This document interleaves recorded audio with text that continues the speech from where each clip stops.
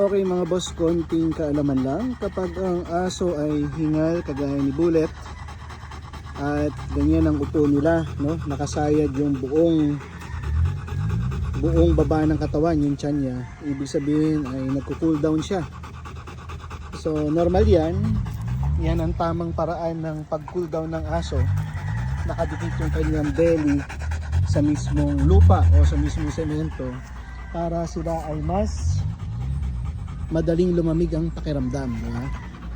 Ganyan, nag-cool down na siya. So sniff na naman yan. Shh!